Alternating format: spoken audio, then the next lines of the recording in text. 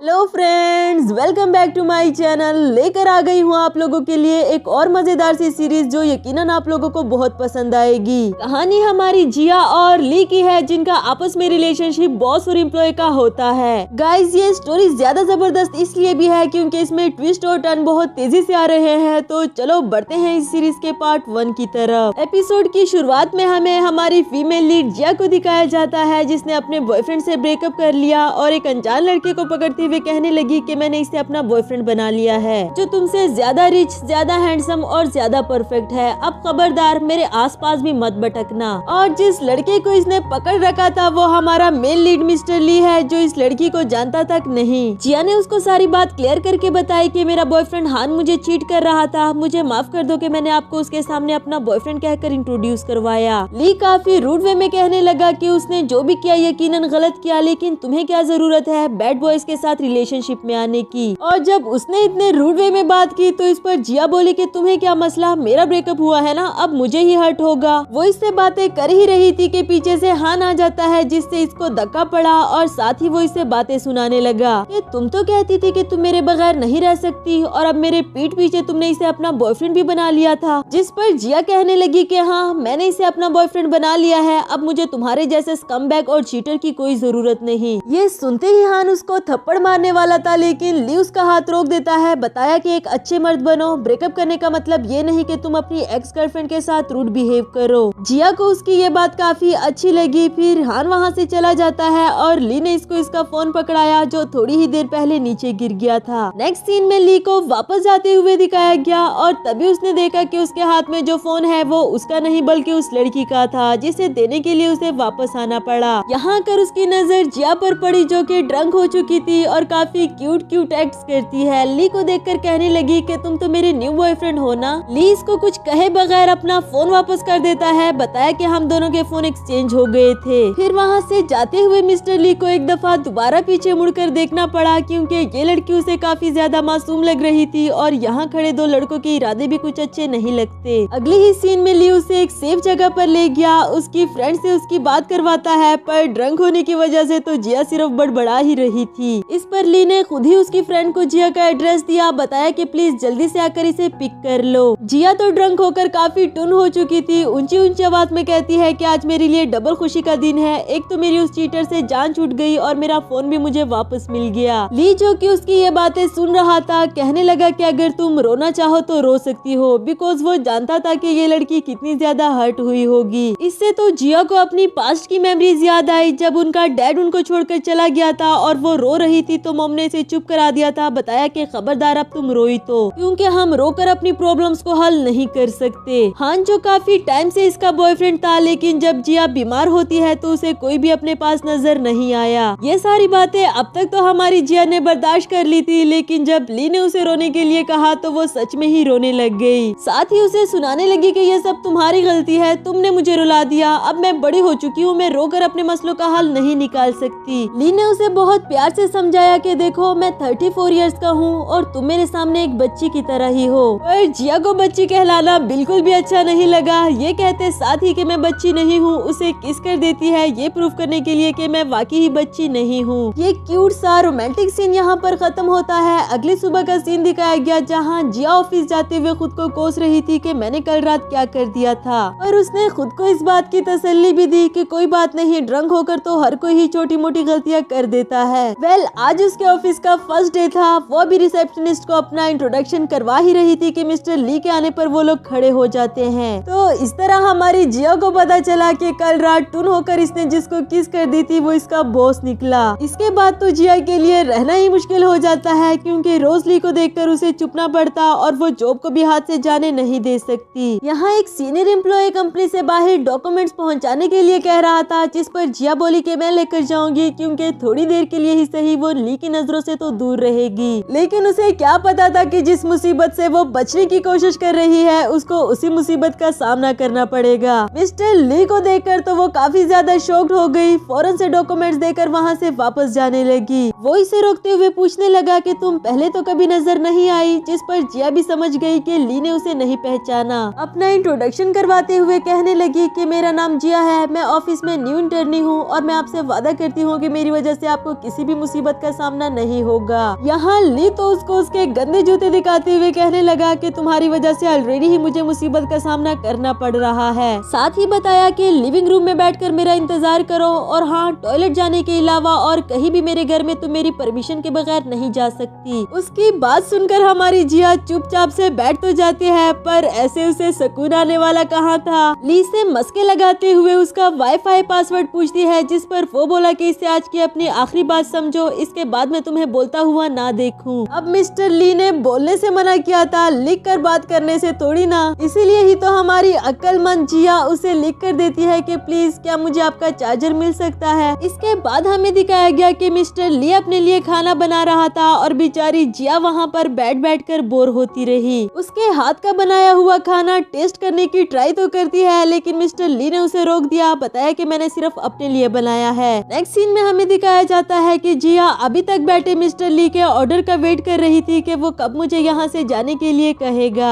उसकी फ्रेंड लीना कह रही थी कि आज तुम्हारी बर्थडे है, इसलिए मैं सोच रही थी कि तुम्हें लंच ट्रीट करूं। जिस पर जिया बोली कि यार प्लीज खाने का तो मेरे सामने जिक्र ही मत करो, एक तो मुझे इतनी सख्त भूख लगी है, ऊपर से ये खड़ूस बॉस मुझे जाने भी नहीं दे रहा। मेरा तो अभी के अभी श्रिम्प खाने को दिल कर रहा है। और ये बातें इधर मिस्टर ली ने सुन ली कि आज जिया की बर्थडे है। अब चाहे वो कितना ही ज्यादा खड़ूस क्यों ना हो, लेकिन बर्थडे वाले दिन तो लड़की को बुले नहीं कर सकता, इसलिए उसके फेवरेट श्रिम्प बनाने लगा। दूसरी तरफ जिया वहीं बैठे बैठे सो गई थी। मिस्टर ली उसके पास जाते हुए कहने लगा कि किचन में कुछ बचा कुचा खाना पड़ा है, अगर तुम खाना चाहो तो उसे खा सकती हो। जबकि उसका तो भूख से बुरा हाल हो रहा था, और जब उसने किचन में जाकर देखा कि उसके फेवरेट श्रिम्प बने हैं, फिर तो वो फौरन से खा गई। आफ्टर दैट वो अपना पेंडेंट उतारना चाह रही थी जो उससे नहीं हो पा रहा था, और वो मिस्टर ली से अपनी हेल्प करने के लिए कहती है। जिस पर वो बोला कि तुम इतनी स्टूपिड क्यों हो, जब से आई हो मुझे परेशान करने पर तुल गई। लेकिन जिया कहती है कि अगर आप दूसरों की मदद करेंगे तभी तो दूसरे भी आपकी मदद करेंगे ना। जिया को उसे कोई उम्मीद तो नहीं थी, लेकिन फिर भी उसने आकर इसकी हेल्प की। जिस पर ये पूछने लगी कि आप इतने अजीब क्यों हो, अभी अभी तो आपने मना किया था। और ली उसकी तरफ झुकते हुए कहने लगा, क्योंकि मुझे डर है कि तुम दोबारा ही मुझे किस ना कर दो। यानी कि मिस्टर ली उसे पहचान गया था कि जिया ही वो लड़की है जिसने ड्रंक होकर मुझे किस की थी, और ये बात जिया को भी अभी अभी ही पता चली। नेक्स्ट सीन में हमें दिखाया गया कि जिया अभी भी वहाँ से नहीं जा सकी, बैठे बैठे ही वही सो गई थी, और ऐसा लग रहा था कि वो काफी सुहाना सपना देख रही है। पर ली ने उसको जगाते हुए कहा कि तुम्हारा ऑफिस टाइम खत्म हुआ, अब तुम यहाँ से जा सकती हो। इसके बाद जिया अपनी फ्रेंड लीना को सब कुछ फनी वे में बता रही थी कि उसे कितना कुछ झेलना पड़ा,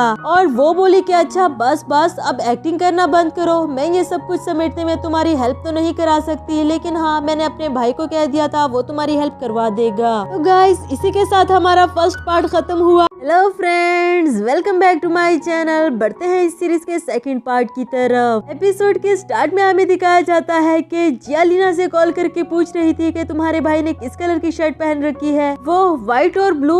हाँ ठीक है, मेरे सामने ही खड़ा है, मैंने उसे देख लिया। ये लड़का भी यहाँ खड़ा किसी का इंतजार कर रहा था, और जिया इसके पास आकर कहने लगी कि तुम यहाँ क्या कर रहे हो, वहाँ तुम्हारे लिए कितना ज्यादा काम पड़ा है, चलो मेरे साथ। उसके जाते ही हमें यहाँ लीना का भाई दिखाया गया, जो उसे कॉल पर पूछ रहा था कि वो मिस 17 किधर है, कहीं नजर तो नहीं आ रही। यानी कि हमारी जिया फिर से गलत लड़के को अपने साथ ले गई, उसे काम करने के लिए फोर्स करती है, नहीं तो मार खाने की धमकी दी। उस बेचारे ने भी इसे क्लियर करने की कोशिश तो काफी बार की, लेकिन काम करने में ही उसे अपनी बेहतरी नजर आई। सारा काम करवा लेने के बाद जिया उसे कहती है कि चलो मैं तुम्हें कुछ खिलाने लेकर जाती हूँ, आखिर तुमने मेरी इतनी ज्यादा मदद जो की। कैफे लाकर उसे बताती है कि मैं तुम्हें फ्री खाना खाने की ट्रिक बताती हूँ। फिर एक्टिंग करते हुए कहने लगी कि आंटी प्लीज मुझे ये वाली सारी डिशेस सर्व कर दे, मेरे बॉयफ्रेंड ने मुझसे ब्रेकअप कर लिया है, मैं सैड तो बहुत ज्यादा हूँ, लेकिन कोई बात नहीं, मैं खा ही लूंगी। जिया तो ऐसे ट्रिक करके खाना ले लेती है, लेकिन उस लड़के को तो फ्री में ही मिल गया, क्योंकि आंटी को वो काफी ज्यादा क्यूट लगा। दोनों ने ही साथ बैठकर लंच किया। इसके बाद वो सारा गन जो कि इन्होंने पैक कर लिया था उसे फेंकने के लिए बाहर लेकर आते हैं। हमारा क्यूट बॉय तो ये सारा सामान लाते लाते थक गया, कहने लगा कि प्लीज रुक जाओ, मुझे थोड़ी देर के लिए यहाँ पर बैठने दो। अभी हम देखते हैं कि गाड़ी में से उतरकर एक अंकल आता है जिसने सारे के सारे बॉक्सेस बिखेर कर रख दिए और वो लड़का इनको माफी मांगने के लिए कह रहा था। बताया कि सारे बॉक्सेस वहाँ पर वापस रखो। अंकल बोले कि तुम मुझसे बदतमीजी कर रहे हो, तुम जानते भी हो कि मैं कौन हूँ, और अपने गैंग के बड़े भाई को सामने ले आए। जिया तो मौका ढूंढते ही वहाँ से फरार हो गई। ये कहकर कि आप लोग अपने मसले सुलझा लीजिए, मुझे जरा जरूरी काम याद आ गया। वो गैंग तो इस लड़के को मारने के लिए इस पर टूटने ही वाला था, लेकिन जिया आवाज देते हुए कहने लगी कि शिनो तैयार हो जाओ, मैं तुम्हें लेने के लिए आ रही हूँ। उसे अपने साथ बाइक पर बिठाकर ले तो गई, लेकिन अपना एम्प्लॉय कार्ड वहीं पर भूल गई, जिसे गैंग के बड़े बॉस ने उठा लिया। जबकि वो तो यहाँ मजे मजे से इस लड़के को बता रही थी कि तुम्हें पता है हम दोनों कितने हैंडसम लग रहे थे, कैसे धूल चटा दी उनको। इधर लीना आते ही इस लड़के पर फ्लैट हो गई, पूछने लगी कि तुम्हारी कोई गर्लफ्रेंड है, अगर नहीं तो तुम मेरे बारे में सोच सकते हो। जिया उसे हैरानी से साइड पर ले जाकर पूछने लगी कि तुम पागल हो गई हो, कम से कम अपने भाई को तो माफ कर दो। लीना बोली कौन ये मेरा भाई तो नहीं है, जिससे हमारी जिया को पता चला कि एक बार फिर से उसने ब्लंडर मार दिया। लेकिन जब वो पीछे मुड़कर देखती है तो वो लड़का वहाँ पर नहीं था, क्योंकि वो उस गैंग के पास आ गया था उनको मजा चकाने के लिए। खूब पिटाई करने के बाद उनसे जिया का एम्प्लॉय कार्ड ले लेता है। बताया कि खबरदार आइंदा उस लड़की के आसपास भी भटकने की कोशिश की तो। इधर जिया की हालत तो काफी ज्यादा खराब हो रही थी कि उसने फिर से इतना बड़ा कांड कर दिया। जबकि वो लड़का तो अपने दोस्तों को बताता है कि आज का दिन मेरे लिए बहुत लकी है, क्योंकि मैं बहुत प्यारी लड़की से मिला। नेक्स्ट सीन में हमें दिखाया जाता है कि ऑफिस जाते हुए जिया फिर से उसी लड़के से मिली जो इसको अपना इंट्रोडक्शन करवाते हुए बता रहा था, मेरा नाम हयुन है, मैं यहाँ इंटर्नशिप करने के लिए आया हूँ। जब जिया ने उससे पूछा कि तुम्हें सिर्फ यही कंपनी मिली थी क्या, तो वो बोला कि मैं तो यहाँ तुम्हारे लिए आया हूँ। अब इससे पहले कि जिया इन दोनों को कुछ और कह पाती, यहाँ इन दोनों को एक साथ मिस्टर ली देख लेता है। नेक्स्ट सीन में हम देखते हैं कि जिया ने डॉक्यूमेंट सबमिट करवाने में देर कर दी थी, जिसके लिए उसका सीनियर एम्प्लॉय उसे डांट रहा था कि ये डॉक्यूमेंट्स तो तुम्हें फ्राइडे को सबमिट करवाने थे, जिसे तुम आज करवा रही हो। ये देखकर हयुन भी उसकी बिहाफ में बोल पड़ा कि ये कहाँ का कानून है कि एम्प्लॉय को सैटरडे संडे में भी काम करना पड़े। लेकिन वो इन दोनों की सुने बगैर ये कहते हुए चला गया कि मैं तुम दोनों की शिकायत मिस्टर ली से लगा दूंगा। थोड़ी ही देर में मिस्टर ली जिया के पास आकर कहने लगा कि अगर तुम कोई काम नहीं कर सकती तो उसके लिए पहले से ही मना कर दिया करो, और अगर तुमने उस काम को पूरा करने के लिए प्रॉमिस कर ही दिया है तो तुम्हें हर हाल में उसे पूरा करना होगा, यही वर्क प्लेस का रूल होता है। जिया भी गुस्से में बोली कि मैंने अपने काम को कंप्लीट करने की पूरी कोशिश तो की ना, जिस पर ली बोला कि मुझे तुम्हारे प्रोसेस से नहीं बल्कि तुम्हारे रिजल्ट से मतलब है। तुम्हारा स्कूल टाइम गुजर चुका है, अब मैच्योर हो जाओ, वर्क प्लेस स्कूल से बिल्कुल डिफरेंट होता है। ये बात सुनकर हमारी जिया भी काफी ज्यादा सैड हो गई, कहने लगी कि हाँ ठीक कहते हैं आप, वर्क प्लेस वाकई स्कूल से बहुत ज्यादा डिफरेंट है, क्योंकि स्कूल में सीनियर एम्प्लॉयज नहीं होते ना, जो छोटे और वीक एम्प्लॉयज पर अपना हुक्म चलाते हैं, उन्हें बुले करते रहते हैं, उनसे अपना काम करवाते हैं, और ना ही जालिम किस्म के लैंडलॉर्ड्स होते हैं जो उन्हें आधी रात को भी घर से बाहर निकाल दे। बेचारी जिया के साथ भी पिछली रात कुछ ऐसा ही हुआ कि उसकी लैंडलॉर्ड ने उसे घर से बाहर निकाल दिया। बताया कि मेरा बेटा अब्रॉड से वापस आ रहा है, इसलिए तुम्हें जाना होगा। और तो और जो जिया ने एडवांस में 1 साल का रेंट पे करके रखा था वो भी इसे वापस नहीं किया। जब मॉम जिया को कॉल करके उसे पूछती है कि तुमने खाना खाया और तुम्हारा नया घर कैसा है जिसे तुमने रेंट पर लिया। इस पर जिया बोली, माँ तुम्हारी बेटी बाकी सब कुछ तो छोड़ सकती है, लेकिन खाना खाना कभी भी नहीं भूल सकती, और मेरा नया घर इतना बड़ा, इतना कंफर्टेबल कि मैं अपने लफ्जों में भी नहीं बता सकती। उसका ये सैड लेक्चर सुनने के बाद मिस्टर ली उससे पूछता है कि अब तुम कहाँ रह रही हो, और तभी उसे जिया का सारा सामान यहाँ पर पड़ा हुआ नजर आया। कहने लगा कि कंपनी तुम्हारे रहने की जगह नहीं, इसलिए उसे अपने साथ अपने घर ले जाता है। बताया कि आज की रात तुम सोफा पर सो जाओ, मैं तुम्हारे लिए गेस्ट रूम खाली करवा दूंगा। जिया भी उसको थैंक यू बोलती है। बताया कि जैसे ही मुझे नया घर मिलेगा मैं यहाँ से शिफ्ट हो जाऊंगी। नेक्स्ट सीन में मिस्टर ली अपने एक एम्प्लॉय को कॉल करके उसे डांट रहा था कि तुम किस तरह के इंचार्ज हो कि तुम्हें नए इंटर्नी के लाइफ में क्या चल रहा है जरा कुछ पता नहीं। इधर जिया अपनी मॉम को वीडियो कॉल पर अपना घर दिखा रही थी कि मैंने आपको पहले भी बताया था कि मेरा घर कितना बड़ा है, लेकिन आपको तो यकीन ही नहीं आ रहा। अब देखकर यकीन आया आपको? ये देखो इतना बड़ा सोफा, इतनी बड़ी टीवी, और वो देखो सामने ही मेरा कुक खड़ा है। कुक का नाम सुनते ही मिस्टर ली चुप जाता है, और वैसे ये तो कुछ ज्यादा ही हो गया। जिसने इसे रहने के लिए अपने घर में जगह दी, मोम के सामने इसने उसको ही कुक बना लिया। उसे चुपते हुए देखकर जिया भी उस पर हंसने लगी कि कि इतना खड़ूस बॉस उसे कुछ भी नहीं कह पा रहा। इसके बाद नेक्स्ट मॉर्निंग का सीन दिखाया गया। कंपनी की एम्प्लॉय जायगी से बताती है कि जोनी प्रेग्नेंट हो गई है, वो भी शादी से पहले। ये अच्छी बात तो नहीं है, लेकिन तुम इसके बारे में किसी को भी मत बताना, स्पेशली मिस्टर ली को। तुम नहीं जानती कि वो अपने एम्प्लॉयज को कितनी बुरी तरह से ट्रीट करता है। फ्लैशबैक से हमें दिखाया गया कि एक एम्प्लॉय मिस्टर ली पर चाय गिरा देता है, जिसके लिए उसने एक लम्हे में ही इसे फायर कर दिया। इसके बाद एक और एम्प्लॉय को दिखाया गया जो कि लेट आने पर मिस्टर ली को सॉरी कर रहा था। वजह भी बताई कि मेरी माँ बहुत सख्त बीमार है, मैं अभी अभी ही गाँव से वापस लौटा। लेकिन ली ने उसकी इस वजह को कुछ ज्यादा अहमियत दिए बगैर उसको भी जॉब से फायर कर दिया। इधर जिया कह रही थी कि मुझे नहीं लगता कि मिस्टर ली इतना बुरा इंसान है, जिस पर जायगी बोली कि तुम उनको नहीं जानती ना, क्योंकि तुम अभी नई हो। इसके बाद मीटिंग का सीन दिखाया गया जहां जोनी की तबीयत अचानक से खराब हो गई। उसे वॉमिटिंग आ रही थी और वो सबके सामने ही उठकर वहां से भाग गई। और अगले ही लम्हे हम देखते हैं कि वो भी अपना सामान समेट कर जा रही थी। यहाँ जायगी कहने लगी कि बॉस ने एक प्रेग्नेंट वुमेन को भी नहीं बख्शा। जिया को भी बताया कि अब तुम समझ गई ना कि हमारा बॉस किस तरह का इंसान है, जिसके फेवर में तुम कुछ देर पहले बोल रही थी। नेक्स्ट सीन में ब्रेक टाइम पर जब मिस्टर ली सबके पास आकर लंच करने के लिए बैठता है तो सभी एम्प्लॉइज ये कहते हुए उठकर चले गए कि हमारा बस हो गया। पर जहाँ बाकी सभी इसके पास से उठकर चले गए, वहाँ जिया इसके पास आकर बैठ जाती है और तो और उसकी थाली में से भी खाने लगी। ली पूछता है कि तुम्हारी हिम्मत कैसे हुई मेरे पास बैठने की, जिस पर जिया बोली कि तुम अनजान लोगों को भी कंफर्ट दे सकते हो, अपने घर में रहने की जगह दे सकते हो, उनके लिए खाना बना सकते हो, स्पेशली वो श्रिम्प जो तुमने मेरे लिए बनाए थे बहुत ज्यादा टेस्टी थे। अगर तुम इतना कुछ कर सकते हो तो फिर मैं तुम्हारे साथ बैठ क्यों नहीं सकती। वैसे एक बात बताऊं, ये सब जो तुम्हारे में इतना बुरा भला कहते रहते हैं, मुझे इनकी बातों पर बिल्कुल भी भरोसा नहीं, क्योंकि मैं जानती हूँ कि तुम बुरे इंसान नहीं हो। कहीं न कहीं उसकी बातें तो मिस्टर ली के दिल पर जाकर लगती है, लेकिन उसके बाद से जिया को सभी एम्प्लॉइज इग्नोर करने लगे, इसी डर से कि वो मिस्टर ली की चमची बन गई है, ये ना हो कि उसके सामने हमारी शिकायत लगा दे। इसी के साथ हमारा ये वाला एपिसोड भी खत्म हुआ।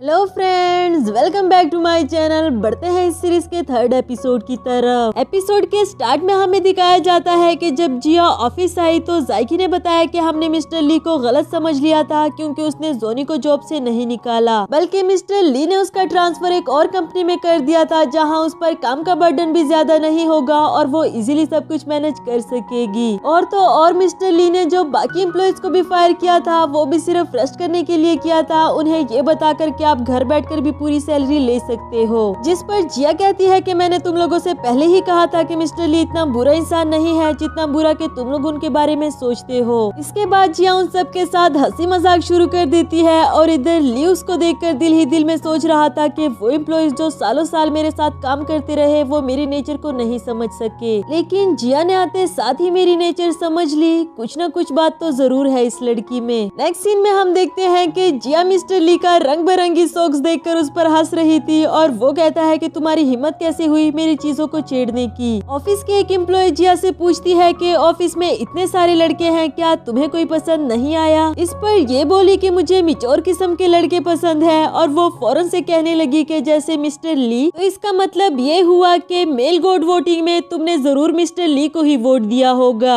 लेकिन हम फ्लैशबैक से देखते हैं कि मिस्टर ली बच्चों के साथ ऑनलाइन गेम खेलने में इतना ज्यादा मसरूफ हो गए थे कि अपनी इंपॉर्टेंट मीटिंग भी अटेंड नहीं करना चाहते। ये करते हुए जिया भी उसको नोटिस कर रही थी। इसके बाद वो जिया पर इल्जाम लगाता है कि मैंने तो आधा कप सूप पिया था, ये बाकी का कहाँ गया, मुझे सच सच बताओ, तुमने तो चोरी नहीं किया ना। अब भला एक मिचोर बॉस ऐसी हरकतें थोड़ी ना कर सकता है, इसलिए जिया भी कहने लगी कि कभी कभी जो दिखता है ना वैसा होता नहीं। यहाँ हायुन भी आकर जिया से बात करने लगा और उसके जाने के बाद ये लड़की फिर से पूछती है कि हायुन भी काफी मिचोर लगता है, कहीं तुम्हें वही तो नहीं पसंद। इससे पहले कि वो कुछ कह पाती, ली ने जिया को साथ जाने के लिए कहा, बताया कि हमें एक क्लाइंट से मिलना है। मीटिंग से वापस आते हुए हमारी जिया को टॉय क्रेन में से एक टॉय पसंद आया, जिसे वो निकालने की कोशिश करती है, पर ये उसके बस की बात नहीं थी, इसलिए मिस्टर ली उसके हाथ से लेकर खुद ही उसे निकाल कर देने लगा। पर ऐसा लगता है कि ये उसके लिए भी काफी ज्यादा मुश्किल हो गया। चाहे जितना भी मुश्किल हो, गिव अप तो वो भी नहीं करने वाला। काफी सारे कॉइन्स ले आता है और यहाँ खड़े बच्चे भी उसका मजाक उड़ाने आने लगे। ली तो बच्चों की परवाह किए बगैर लगातार लगा रहा जैसे ये उसकी जिद बन गई हो।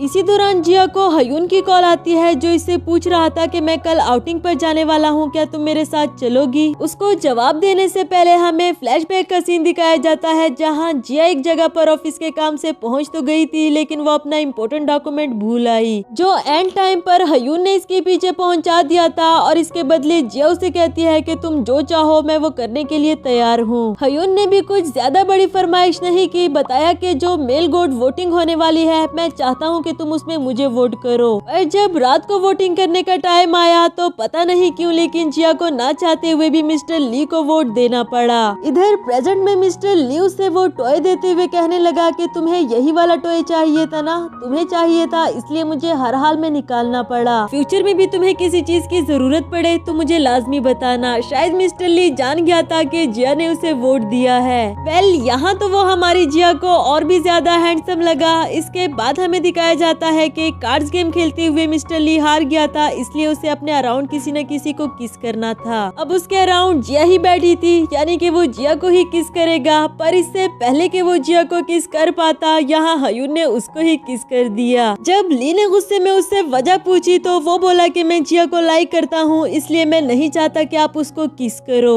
नेक्स्ट सीन में मिस्टर ली लगातार ब्रुश करता जा रहा था और जिया उस पर हंसती रही कि बस कर दो, पिछले 2 घंटों से तुम्हारा ब्रुश ही नहीं हो रहा। जिस पर ली बोला कि तुम कुछ ज्यादा ही खुश नहीं हो रही कि उसने तुमसे अपनी फीलिंग्स कॉन्फेस कर दी, पर मत भूलो कि तुम अभी भी मेरे घर में रह रही हो। इधर जिया को उसकी सैलरी भी मिल गई और मिस्टर ली के कहने से उसे ऐसा लगा जैसे वो इसे अपने घर से जाने के लिए कह रहा हो। कहने लगी कि मैं जल्दी ही अपने लिए घर ढूंढ कर यहाँ से चली जाऊंगी और ली बोला कि ठीक है इसमें मैं भी तुम्हारी हेल्प करूंगा। नेक्स्ट सीन में मिस्टर ली उसे कुछ घर दिखाता है, काफी तारीफें कर रहा था और जिया को भी वो घर काफी पसंद आए, लेकिन जब उसने रेंट बताया तो इसकी टाइम फिश हो जाती है। कहने लगी नहीं नहीं इसमें से तो कोई भी मेरे बजट में नहीं आता। जबकि ली दिल ही दिल में सोच रहा था कि जब तक मैं ना चाहूँ तो मेरे घर से नहीं जा सकती, यानी कि वो नहीं चाहता कि जिया उसके घर से जाए। इसके बाद रात में जिया ली को बताती है कि मैंने घर रेंट पर ले लिया है। इस पर उसने भी और कुछ कहे बगैर उसे कांग्रेचुलेशंस कहा, लेकिन सुबह होते ही इसे मिस्टर ली की कॉल आई जो कि इसका लैंडलॉर्ड बनकर बात कर रहा था। बताया कि मैंने वो घर किसी और को रेंट पर दे दिया, वो भी 3 गुना ज्यादा पैसों पर। बेचारी जिया के लिए तो ये काफी बड़ा सदमा होता है, जबकि ली दिल ही दिल में खुश हो रहा था। आफ्टर दैट जिया अपना दुखड़ा लीना को कॉल करके सुनाती है, जिस पर उसने कहा कि तुम मेरे घर आ जाओ रहने के लिए, वैसे भी मेरी मॉम वापस चली गई। इस पर जिया बोली कि हाँ इस अंकल के साथ रहने से तो बेहतर है कि मैं तुम्हारे पास आ जाऊं। इधर बाहर ही खड़ा ली भी उसकी ये बातें सुन रहा था। इससे उसको भी लगा कि शायद जिया को यंग लड़के पसंद है। खैर उसको चिढ़ाने के लिए आवाज देता है कि तुमने मेरे घर से जाने का इरादा कैंसिल तो नहीं कर दिया। उसकी बात सुनकर जिया को तो और ज्यादा गुस्सा आया कि बजाय मुझे रोकने के मुझे जाने के लिए कह रहा है। खैर वो अपना सामान पैक करके उसके सामने से जाने लगी और मिस्टर ली जो कि यहाँ पर ऐसे दिखा रहा था जैसे वो काम में बिजी हो, जबकि वो लैपटॉप पर सिर्फ यही लिखता रहा कि प्लीज मत जाओ, प्लीज मत जाओ। इधर जिया तो एलिवेटर तक पहुँच जाती है, वही ली भी एंड टाइम पर आते हुए कहने लगा कि प्लीज मत जाओ, मैं नहीं चाहता कि तुम यहाँ से जाओ। सुनना तो हमारी जिया भी यही चाहती थी और खुशी खुशी से उसके साथ वापस आ गई। आफ्टर दैट जब ली डिशेस वॉश कर रहा था तो जिया उसे बताने की कोशिश करती है कि कब तक अकेले ही काम करते रहोगे, तुम अपने लिए कोई पार्टनर क्यों नहीं ढूंढ लेते। जिस पर ली बोला कि मैं सारे काम खुद कर सकता हूँ तो भला मुझे पार्टनर की क्या जरूरत। अब इस बेवकूफ को कौन समझाए कि जिया उसे क्या बताना चाह रही थी। इसके बाद डोर पर बेल होती है जो कि हयून था, वो इन दोनों को साथ देख लेता है और जिया से पूछने लगा कि तुम बॉस के घर में क्या कर रही हो। जिया तो उसको बताने ही वाली थी कि जैसा तुम सोच रहे हो ऐसा कुछ भी नहीं, पर बॉस ने पहले ही बता दिया कि जिया मेरे साथ मेरे घर में रहती है। नेक्स्ट सीन ऑफिस का दिखाया गया जहाँ 2 लेग गेम होने वाली थी और जीतने वाले को प्राइजेस मिलेंगे। ये जानकर तो जिया लाजमी पार्टिसिपेट करना चाहती थी और ली बोला कि अगर तुम चाहो तो मैं तुम्हारा ग्रुप मेट बन सकता हूँ। एंड टाइम पर हयून आकर इसे अपना ग्रुप मेट बना देता है, बताया कि मैं हर हाल में तुम्हें ये गेम जितवा दूंगा। उधर बॉस जिया को अपनी तरफ खींचते हुए कहने लगा कि हारने तो मैं भी तुम्हें नहीं दूंगा, पर वो इन दोनों को नहीं लड़ाना चाहती इसलिए वहाँ से चली गई। नेक्स्ट सीन में जब हयून ने जिया को अपना पार्टनर बनने के लिए कहा तो वो हाँ कर देती है और ये बात हमारे ली को बिल्कुल भी अच्छी नहीं लगी। अगला सीन गेम का दिखाया जाता है जहाँ ली वैसे ही काफी हर्ट हो चुका था और हयुन को जिया के इतना करीब देखकर तो उसे और भी ज्यादा गुस्सा आने लगा। फिर जब गेम स्टार्ट हुई तो लिया अपने पार्टनर की वजह से नीचे गिर जाता है, उसे चोट भी लगी। इधर जिया उसके पास जाना चाह रही थी मगर हयुन उसे जाने नहीं देता।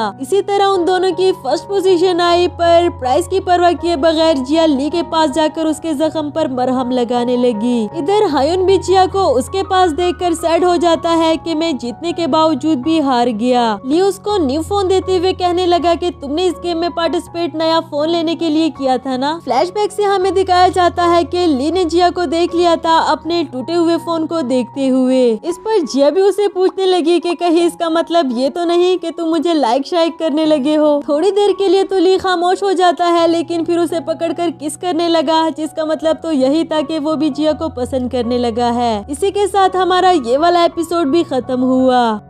Hello friends, welcome back to my channel. बढ़ते हैं इस सीरीज के 4th एपिसोड की तरफ। एपिसोड के स्टार्ट में हमें दिखाया जाता है कि जिया सारी हुई घटना लीना को बताती है कि किस तरह मिस्टर ली ने उसको किस की, जिस पर लीना उसे कहती है कि तुम पागल हो गई हो क्या, उसने तुम्हें किस कर दी और तुम खुश हो रही हो। अगर वो वाकई ही तुम्हें पसंद करता है तो क्या उसने अपनी और तुम्हारी कोई पिक्चर पोस्ट की या तुम्हें अपने दोस्तों से इंट्रोड्यूस करवाया। अब ऐसा तो सच में कुछ नहीं हुआ था, इसलिए जिया का मूड दोबारा से खराब हो जाता है। घर आने के बाद वो सोचती है कि क्यों ना ली के साथ एक पिक्चर लेकर उसे पोस्ट किया जाए, तो वो करती भी कुछ ऐसा ही है। ली के साथ पिक्चर लेके बताती है कि देखो हमारी पिक्चर कितनी अच्छी आई है ना, जिस पर वो बोला कि हाँ वाकई ही, मुझे दो, मैं अपने दोस्तों को भी दिखाऊं। और उसके दोस्त भी कौन थे, उसी के घर में पड़े हुए टॉयज। इस पर जिया भी उसे क्या ही कहती, उसका ये मेथड तो फेल हो गया। अगली सुबह ली तैयार होकर अपने दोस्तों से मिलने के लिए जाने वाला था। जिया को बताता है कि अपना ख्याल रखना और दरवाजा भी अच्छे से बंद कर देना। पर जिया बोली कि मैं तुम्हारे साथ जाना चाहती हूँ, बस 2 मिनट वेट करो, मैं जल्दी से तैयार होकर आती हूँ। जिस पर ली ने इसको प्यार से समझाया कि तुम घर बैठकर रेस्ट करो, वो सब तो बॉयज हैं, तुम हमारे साथ एंजॉय नहीं कर पाओगी। बेचारी जिया का ये मेथड भी फेल हो जाता है। उसे तो लगा था कि ली उसको अपने दोस्तों से इंट्रोड्यूस करवाएगा। उसके जाने के बाद जिया अपना दुखड़ा लीना को सुनाती है कि शायद ली मुझे किसी से इंट्रोड्यूस नहीं करवाना चाहता। एंड लीना बोली कि मैंने तो तुम्हें पहले ही कहा था कि वो अंकल सिर्फ तुम्हारे साथ टाइम पास करना चाह रहा है, वो सिर्फ ऑफिस रोमांस चाहता है। अगर ऐसी ही बात है तो जिया भी और खुशफहमियां नहीं पालना चाहती। वो ली के पास आने वाली थी उसे सारा मामला क्लियर करने के लिए, पर उसके एब्स देखकर फिर से उसकी तरफ अट्रैक्ट होने लगी। ली बोला कि तुम कुछ कहना चाहती थी क्या, जिस पर जिया ने सिर्फ इतना ही बताया कि जाकर अपनी शर्ट पहनो, तुम्हें ठंड लग जाएगी। इसके बाद ऑफिस का सीन दिखाया गया जहाँ जिया सब कुछ भूलकर मूव ऑन करना चाहती थी, पर वही ली आता है जिसने सबको बताया कि प्लीज 5 मिनट के लिए अपना काम रोक दो, मैं कुछ अनाउंसमेंट करना चाहता हूँ। सभी अपना काम छोड़कर उसके इर्द गिर्द आ जाते हैं जहाँ उसने अनाउंस किया कि मैं रिजाइन देने वाला हूँ क्योंकि मैं अपने पर्सनल बिजनेस पर फोकस करूंगा। साथ ही उसने ये भी बताया कि मुझे एक लड़की से प्यार हो गया है। जहाँ सब ये बात जानकर हैरान हो रहे थे कि वो लड़की कौन हो सकती है, वहाँ ली ने बताया कि वो कोई और नहीं बल्कि जिया है। यानी कि वो जिया की उलझने पहले से ही समझ गया था। अब तो वो सबके पास जा जाकर उसे बता रहा था कि जिया मेरी गर्लफ्रेंड है। नेक्स्ट सीन में जिया ने बताया कि तुमने तो मुझे सबसे इंट्रोड्यूस करवा दिया है, अब मैं तुम्हें अपने दोस्तों से इंट्रोड्यूस करवाना चाहती हूँ, लेकिन आज से 1 हफ्ते बाद। ली ने उसके सामने तो ओके कह दिया, लेकिन वो काफी ज्यादा नर्वस हो गया था क्योंकि वो नहीं जानता कि वो 17-18 साल के बच्चों के सामने कैसे बिहेव करेगा। इसीलिए ही वो इन 7 दिनों एक छोटी बच्ची से ट्यूशन लेता है जो इसे समझा रही थी कि आप जिया के फ्रेंड्स के सामने कैसे रिएक्ट करना, उनको किस तरह का बिहेवियर पसंद होगा, वो आपसे क्या एक्सपेक्ट करेंगे, ये सब कुछ ही उसे 7 दिनों में बहुत अच्छे से समझा दिया।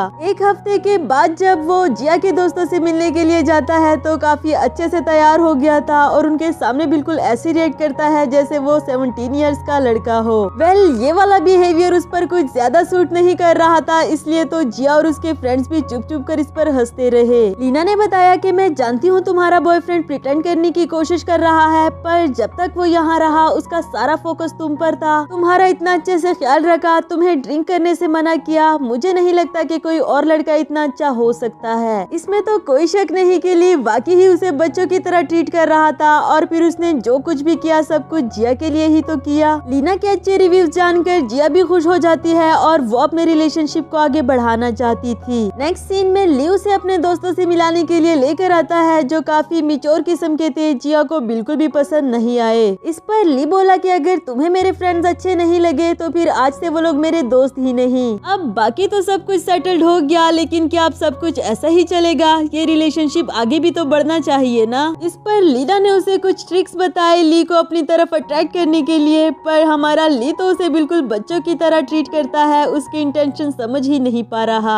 जब जिया ने बताया कि आज मैं तुम्हारे रूम में सोना चाहती हूँ, तो वो भी उसे अपना बेड दे देता है, कहने लगा कि ठीक है तुम यहाँ सो जाओ, मैं बाहर सोफा पर सो जाऊंगा। अगली सुबह जिया दोबारा से अपनी तबीयत खराब होने का बहाना करती है, जिस पर ली उसे उठाते हुए लाने लगा, बताया कि फौरन से चेंज कर लो, मैं तुम्हें हॉस्पिटल लेकर जाता हूँ। अब तो जिया को भी काफी ज्यादा गुस्सा आया, क्योंकि उसने अपने सारे मेथड्स आजमा लिए, पर वो ली को अपनी तरफ अट्रैक्ट नहीं कर सकी। सैड होकर ये सारी बातें वो लीना को भी बताती है कि मुझे तो ऐसे लग रहा है जैसे मेरा रिलेशनशिप सिर्फ यही तक ही रह जाएगा। फिर जब उसने मिस्टर ली की एक्स गर्लफ्रेंड की पिक्चर लीना को दिखाई, तो वो समझ गई कि मिस्टर ली को मैच्योर लड़कियां पसंद है। पर अगर ऐसा ही है तो उसने जिया को अपने प्यार के झांसे में क्यों फंसाया? इससे तो जिया को और भी ज्यादा गुस्सा आ जाता है। इसके बाद लंच टाइम पे जिया उससे काफी रूड बिहेव कर रही थी, और क्यों कर रही है ये बात तो ली भी नहीं समझ पा रहा। लेकिन बातों ही बातों में जिया ने बताया कि मैं कुछ भी कर लूं, लेकिन मैं तुम्हारी एक्स गर्लफ्रेंड की तरह नहीं बन सकती।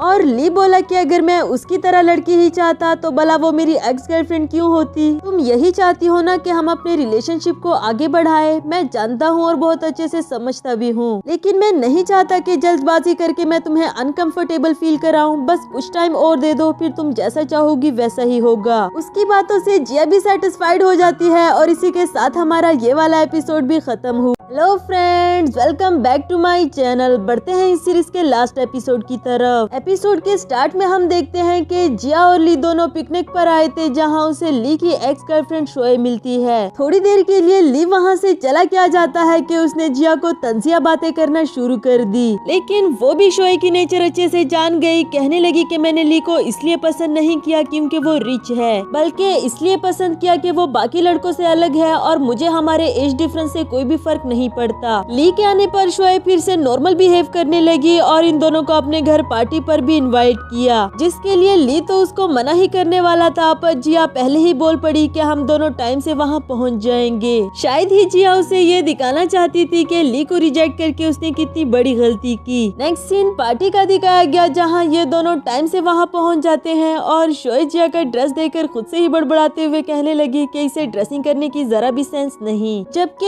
ये ड्रेस उसने ली की पसंद का पहना था, इसलिए भी शायद थोड़ा ओल्ड फैशन लगता है। खैर यहाँ ली उसका बहुत अच्छे से ख्याल रख रहा था, उसे स्लोली खाने को कहता है, बिल्कुल ही एक गुड बॉयफ्रेंड की तरह। इसके बाद दोनों एक अजीबोगरीब सी पेंटिंग को देख रहे थे, जिस पर शोए ने आकर इस पेंटिंग की इन्फॉर्मेशन दी, जो कि काफी एक्सपेंसिव होती है और अमेरिका के किसी बड़े आर्टिस्ट ने बनाई थी। दूसरी तरफ एक फोटोग्राफर ली को देखकर उसे ग्रीटिंग्स करता है, जिस पर ली ने बताया कि मैं यहाँ अपनी गर्लफ्रेंड के साथ आया हूँ। उसे तो लगा कि शायद शोए ही इसकी गर्लफ्रेंड है। जिया को पीछे हटने के लिए कहता है, बताया कि मैं इस कपल की पिक्चर बनाने लगा हूँ। ये बात हमारी जिया को बहुत बुरी लग जाती है, और ली ने भी फोटोग्राफर को क्लियर कर दिया कि मेरी गर्लफ्रेंड ये नहीं बल्कि वो है जिसे तुमने पीछे हटने के लिए कहा। नेक्स्ट सीन में जिया उदास बैठी होती है, और शोए को फिर से मौका मिल गया उसे टोंट मारने का। कहने लगी कि तुम्हें तो वायरिंग ग्लास पकड़ने की सेंस तक नहीं, ड्रेसिंग में तो तुम मिस्टर ली से भी ज्यादा ओल्ड फैशन्ड हो। तुम्हें क्या लगता है कि उसके साथ पूरी लाइफ गुजारना इतना आसान होगा? बेहतर होगा कि तुम टाइम पर ही अपना डिफरेंस समझ लो। पीछे से ली आते हुए जिया से कहने लगा कि तुम ही तो मेरी लाइफ का मेन कैरेक्टर हो, यहाँ बाहर आकर क्यों बैठ गई? तुम्हें पता है क्या मैंने अभी तक तुम्हें प्रपोज क्यों नहीं किया?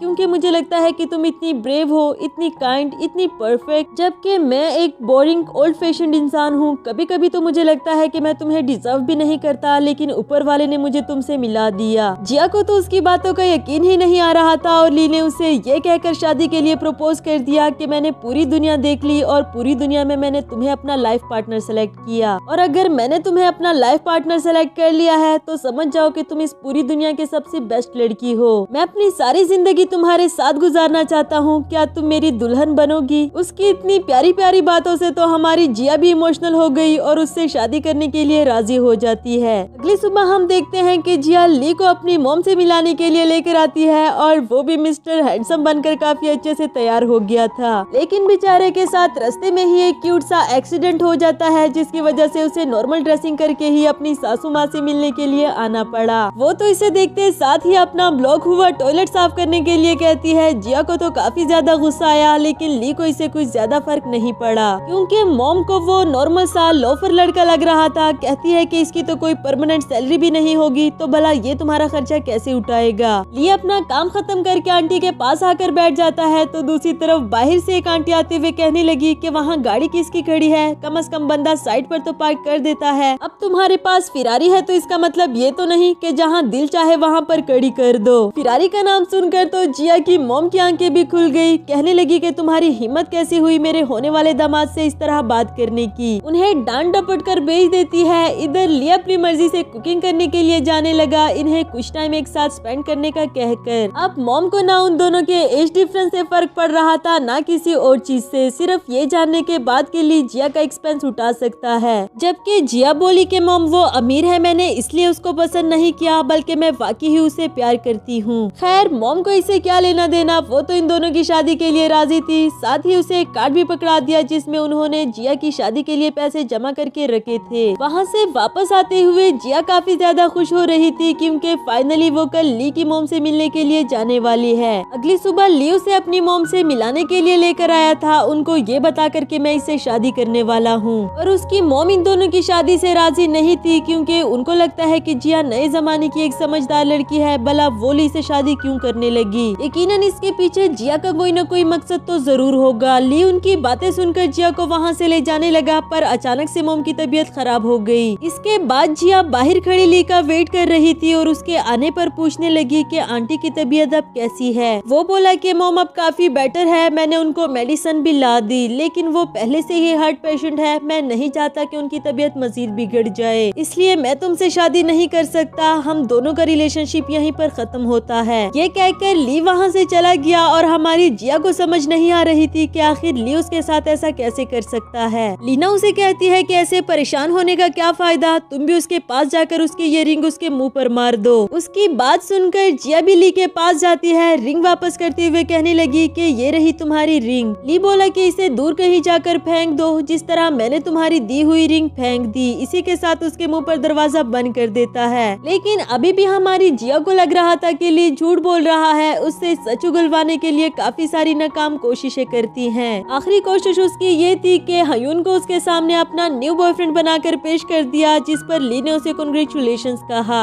अब जब उसका आखिरी मेथड भी फेल हो गया तो हयून बोला कि शायद वो तुमसे प्यार नहीं करता, तुम्हारे पास अभी भी मौका है, तुम मेरे प्रपोजल के बारे में सोच सकती हो। दूसरी तरफ हमें ली को अपने एक फ्रेंड के साथ दिखाया गया, जिससे वो बता रहा था कि मुझे बिजनेस में बहुत बड़ा लॉस हुआ है, जिसकी वजह से मैं बैंकरप्ट होने वाला हूँ। तो यही वो वजह थी जिसलिए उसने जिया से भी ब्रेकअप कर लिया, क्योंकि वो नहीं चाहता कि मेरे साथ जिया का भी फ्यूचर मुसीबत में डले। ये बातें इधर बैठा हयून सुन लेता है, जिससे उसको पता चला कि ली वाकई ही जिया से सच्चा प्यार करता है, उसके साथ टाइम पास नहीं कर रहा था। नेक्स्ट सीन में जिया फिर से ली से मिलने के लिए आई थी, जबकि वो इसे यहाँ से जाने के लिए कह रहा था। बताया कि मुझे खामखा में परेशान मत करो। अब की बार तो जिया ने उसको बता ही दिया कि मैं जानती हूँ तुम ये ब्रेकअप वाला डोंग क्यों रचा रहे हो, मुझे हयून ने सब कुछ सच सच बता दिया। फ्लैशबैक से हम देखते हैं कि ली ने वो रिंग फेंकी नहीं थी, बल्कि उसे अपने गले में लटका लिया था। जिया भी हमेशा के लिए वो रिंग पहन कर रखना चाहती थी, चाहे ली की मर्जी हो या फिर ना हो।